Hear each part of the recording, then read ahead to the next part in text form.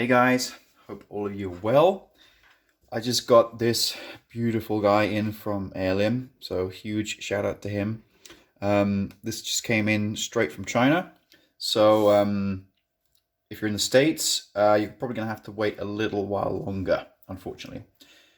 But yeah, without further ado, let's have a look at this guy. So it comes with a Silverizer and Super Silverizer, these two bad boys. Justin Nemo's gorgeous face, and notice how this one is actually really decently painted as well. The figure itself, of course, two different hands, or spare hands I should say, a chopping hand and a fist, and a lightning effect type thing to put on the Super Silverizer. So yeah, let's have a look at this thing. So you've got the box art on all the sides, obviously. Legal garb on the bottom, CG render on the back, which always makes them look nicer than they actually are, you know, how it is. The Chinese sticker, I have no idea what this says, but probably something about, be careful, it's a toy, blah, blah, blah. Yeah, let's have a look at this guy.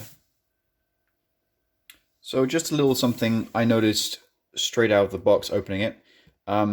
So far, at least, all the figures I've received from either the States or the UK have included a little booklet of all the legal stuff, I suppose. But there's none here, which was a bit surprising. But anyway, let's get this guy out. So, there's the figure. Everything seems nice and tight joint-wise. That's great. The lightning effect and our two spare hands. There we go. Don't know about you guys, but I put everything back just the way it was. There we go. Sorted. Boom. So here's our figure. First thing I noticed was the belt was a little bit off center, so back that goes. And then, sorry Justin, there is a kind of like this weird white thingamajig on his lower parts.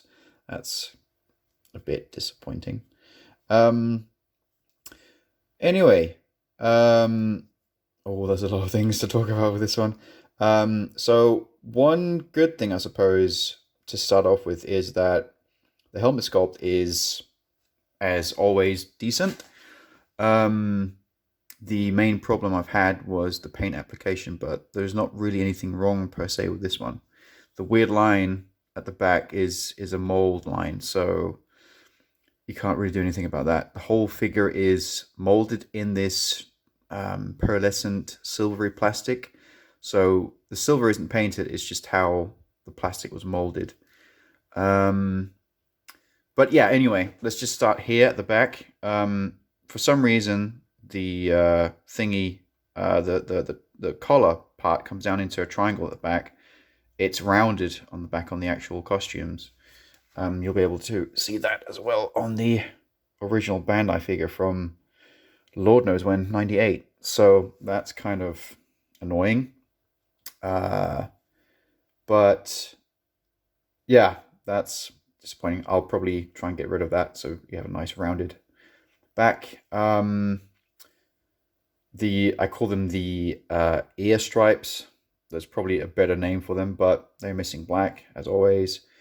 I feel like the black dome could have been painted further out to the etched line, but you know, it is what it is. The gold is nice, and I have to admit, the silver they use for this seems like a very nice mix, I suppose, between the almost white pearlescent suit Justin Nemo wore on the show and the proper silver they used for Mega Silver's costume in Mega Ranger. So yeah, I think this is like a perfect blend of the two. It looks a bit more silvery on screen, I can see, but it's slightly more whitish in person. So here I can see they've the forearm has been cast in the silver plastic as well, and they've just painted the cuff. instead of casting the whole forearm in white and painting that silver, but that wouldn't have looked good. So it's just like a very clear difference between the white cuff and the white glove, which is a shame. But again, nitpicking.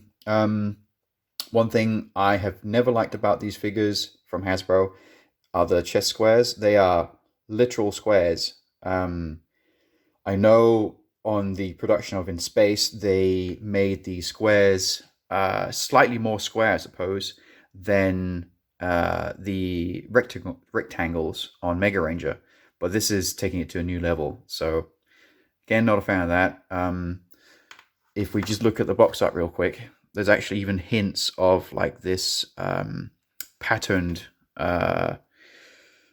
what do you call it?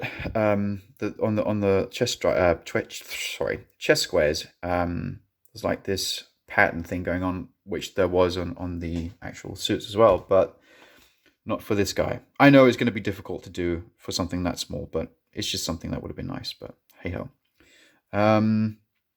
Yeah, you have the boots, you have the cuff or the boot toppers, cuff tops, whatever you want to call them, all matching gold, which is good. They're a little bit, again, nitpicking.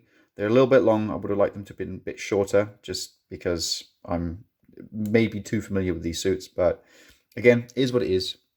So overall, it's definitely not a bad figure. And as for the edges of the visor, they've gotten that fairly well. Not perfect, but it's almost there.